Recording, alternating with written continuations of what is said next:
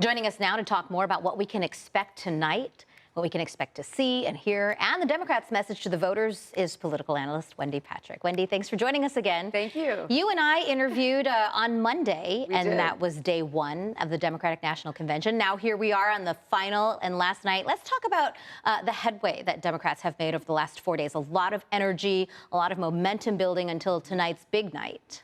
Tonight is the big night, Marcella. And, you know, we talked Monday before Joe Biden spoke. And, I mean, God bless him. He spoke at almost midnight. You talk about somebody who said, hey, I got to get everything done at least by 8 p.m. Kamala Harris tonight is going to introduce herself as a person. I don't expect this to be about policy. I expect it to be about personality, the character behind the candidate. That's what I think she's going to try to do tonight. And why wouldn't she? This is something that she's had to put together very quickly, very quick campaign. You know, when you're the vice president, you're not in the spotlight in the same way a president is. So the country really hasn't had an opportunity to get to know her. We can say, well, she was a district attorney, she was attorney general, she was a senator, but the public doesn't get to know her in those capacities like they're going to get to know her tonight and hereafter as she continues to campaign. So there is a lot riding on this speech, but no pressure for a polished public speaker like Kamala Harris. She is expected to talk about her time as a prosecutor. Do you anticipate that that part of her life and career is going to translate into the strong points that she is going to talk about being a president? My guess is that she's going to humanize herself to all walks of life. She'll definitely hit on her experience, but most of us know that.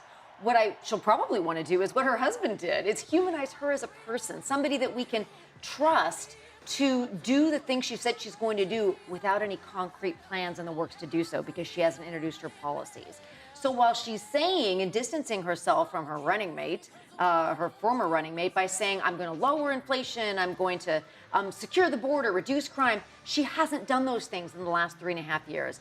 But there is an element to if somebody trusts a potential candidate that they relate to on a lot of different levels, they may believe she's going to do what she says. That is a very tricky line she's going to have to walk tonight. And then, of course, going forward for the next however many days we have till the November election. Not that many, I know, especially it's less every day. having been named just about a month ago. That's right. On Monday when we spoke, you mentioned that there were certain things Kamala Harris was going to have to do, or the Democratic National Convention was going to have to bring that energy for those swing voters in the battleground states. How do you feel? What grade do you give this convention so far up until this final night? Flash, a 10. Substance, probably a 5 or a 6. But that's what conventions are about. It's about excitement and creating the momentum that they want to translate into math by laying out the policies in more details after the convention.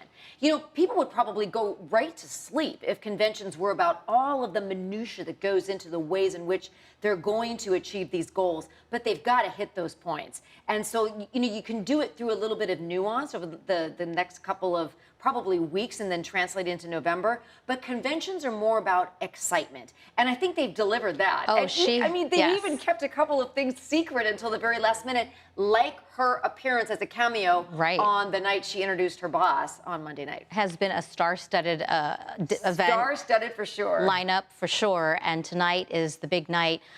What do you think she will have to do, in particular tonight, in addition to trying to get people to know her as a human?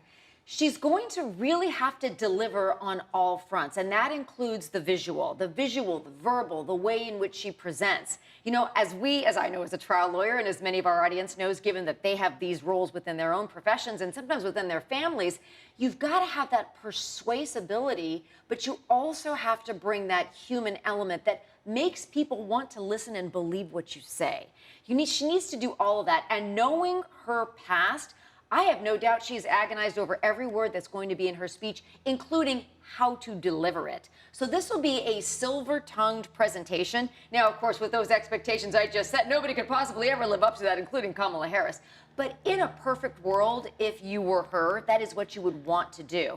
And there's never a bad thing if you have that enthusiasm that to you feels over the top, because it never actually is that much, especially at the end of the night, where I think one of the things that she's going to be challenged is what can I give people that have been here a long time or are probably losing steam that is going to be memorable for the next couple of weeks to translate that into math. All right. Well, we will be watching closely to see what she says and how she says it. Thanks so much, Wendy. Thank you.